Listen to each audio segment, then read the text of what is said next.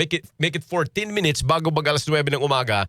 Tayo muna yung makikipagkwentuhan po kay Asek Irene Dumlao. Ano ba gana ang naging tulong pinamahagi po ng Department of Social Welfare and Development? Nakita ko si Asek kasamang bumisita doon po sa Baguio City. Isa po sa matinding, lalo na po doon sa na landslide, natabunan po ng lupa na may 10 kumpirmadong patay. Ay makipagkwentuhan lang ho tayo ha. DCXL 558. Asek Irene Dumlao, spokesperson po ng DSWD. Asek, good morning. Si Ricky, live po tayo sa DCXL, ma'am.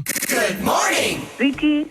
Ricky, magandang umaga sa inyo. Magandang umaga din sa lahat po ng sumusubaybay ng iyong programa. Thank you for having us this morning. Of course, as always. Asek, ano ang focus ng ating tulong po ngayon? Saang lugar tayo nakafocus po ngayon sa DSWD?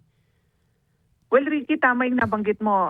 Nasa Baguio po si DSWD Secretary Rex Gatchalian. Bumisita nga po tayo doon sa Lamay, ng mga namatay na family members dito po sa Barangay Gisadsurong. At nag-provide tayo ng tulong, of course yung financial assistance, yung burial assistance as well. And then doon sa mga displaced families, we assure them na we will support them through transitory shelter provision, yung pangrenta po nila habang isinasaayos ng city yung kanilang relocation site.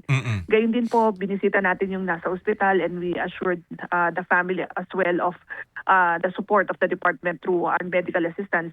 And syempre, napaka-importante yung psychosocial interventions natin sa lahat po ng mga naapektuhan because hindi po madali yung kanila pong naranasan at pinagdaanan. Gayun din po, of course, tinututukan din ng DSWD ang iba't ibang bahagi pa ng ating bansa, particularly dito sa Luzon kasi talagang ito ang nakaranas ng matinding pag-uulan for several days ay talaga namang naging mataas yung precipitation level. So we're really looking at the situation dito sa Cordillera Administrative Region where landslides have been reported in various municipalities, not only in Baguio City. And then of course yung flooding incidents in Region 3, in Calabarzon ay tinitignan din ng department. And in fact, yung mga request for augmentation support ng local government units ay agad po natin tinugunan. That's why kung makikita natin yung report as of this morning ay marami na po tayong naipadala ng mga family food packs sa iba't ibang mga areas. Opo. Asek, yung intervention po ninyo doon sa Baguio, first, how many people are we talking about doon po sa inyong binibigyan ngayon ng tulong? Okay. Overall, ang napahatiran na kasi natin ng family food packs sa iba't ibang bahagi ng ating bansa simula pa nung nakaapekto si Luis, si Maymay, at of course itong si Ahabagat. Opo. Nasa more than 564,000 family food packs na po yung nai-release natin. And the total humanitarian assistance provided by the DSWD ay umabot na ng mahigit 400 million pesos. Opo. So yan, binubuo ng family food packs, of course financial assistance, and other support services. Opo. Kasi community nga po yung sa Baguio, Asek, no? Kung kayo ngayon ay nakasaklolo sa kanila, nakaayuda po in terms of pagpapatuloy ng buhay nila na medyo na-uproot sila doon sa kanilang community. So I'm wondering kung paano kaya ho yung ano nila ngayon, kumbaga parang yung housing nila, yung trabaho po nila bukod sa psychosocial intervention, Asek. Alam niyo po sa Baguio City, ang ang na-i-provide po ng DSWD sa mga naapektuhan ay of course yung nasa ospital, medical assistance. And then financial assistance kasi syempre yung iba pa nilang pangangailangan kinakailangan din natin na tulungan sila para masuportahan din yung kanilang recovery. Yung din pong sa mga namatayan, of course yung kami na po ang bahala doon sa burial expenses. And then may financial assistance din tayo na ipinrovide sa kanila. And then ang naging commitment po ng DSWD ay ito pong mga displays, yung mga nasa evacuation centers, kami na po muna ang magpro-provide nung pangrenta nila for several months habang isinasaayos po ng city yung relocation site. Kasi alam niyo po, nung nakipag-usap si Secretary Rex Gatchalian sa mga families, sabi nila, paano na raw sila, saan na sila titira. Exactly. Because hindi na po sila papabalikin doon sa Opo, area. opo. We've seen the landslide area. Mm-mm. And talagang hazard prone. So hindi na po uli yun patatayuan ng establishment. No build So, zone. Mm-mm. yeah, no build zone na yan. So definitely the city will look for a different site for them. But Ayun. momentarily, habang sila nga po ay naghihintay, dahil hindi naman po habang buhay ay nasa evacuation center, Of course. So we will assist them in the provision of transitory shelter o yung pangrenta nga po muna. So ang ibig mo sabihin, Asek, wala naman silang gastos habang nasa evacuation dahil suportado po sila. Ibig mo sabihin, Yes. pag sila'y wala na doon at hahanap sila ng tirahan, so kayo muna yung sa renta.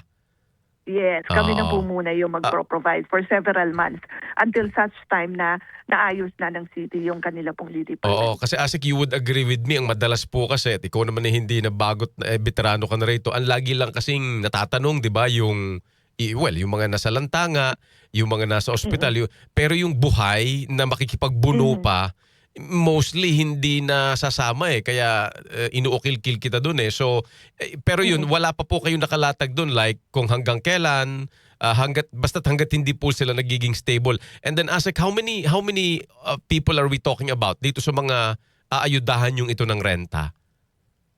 There are more than 20 families Oh, madami. na natin. And then of course meron yung mga survivors. Alam niyo po kasi anong nakausap namin yung mga nasa evacuation centers at nandun sa may Resurrection Church kung saan nakalagak nga yung mga remains ng mga namatay. Magkakamag-anak pala itong mga ito.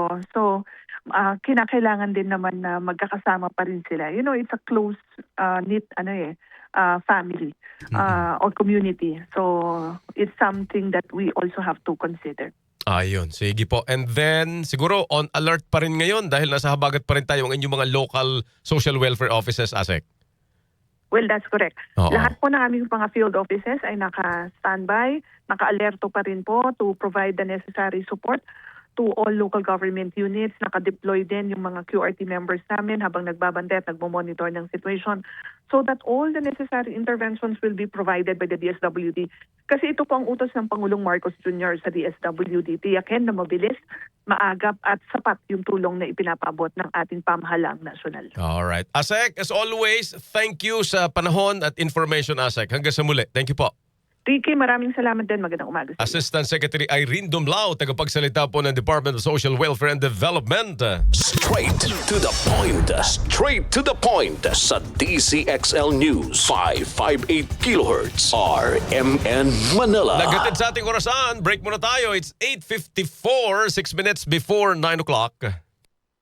That news was brought to you by ACS Manufacturing Corporation, ISO certified world-class quality. ACS. Ang kinis na niya. In fairness, nag-glow up. May budget. So solid. White Rose Papaya. Wow, White Rose. White Rose Papaya. Wow, White Rose. White Rose Papaya. May glow up with the White Rose Papaya. Puti sulit ang glow up sa White Rose Papaya. May papaya, niacinamide para sa puti power times 2. Plus shea butter and tea tree oil. Glow up with the power of 2. White Rose Papaya. Puti sulit ang glow up. Regular use helps. Results may vary. White Rose Papaya. Manufactured by ACS ISO certified world-class quality.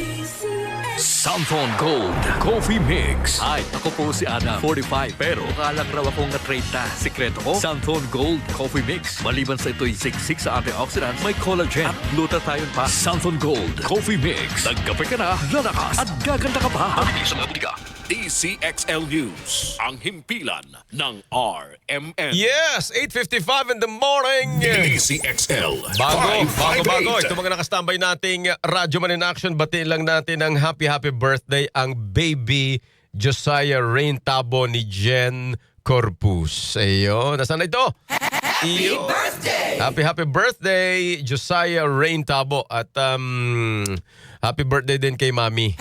Happy birthday! Kay Mami Jen. Opo. Eto na sila, 5 minutes before 9 o'clock. DCXL Radyoman Report. Si Pangulong Marcos Jr. ininspeksyon ang paglilinis ng basura sa Manila Bay at sa lungsod ng Parañaque. XL Radyoman 5 Chanel Salazar sa report na to. Sean, good morning!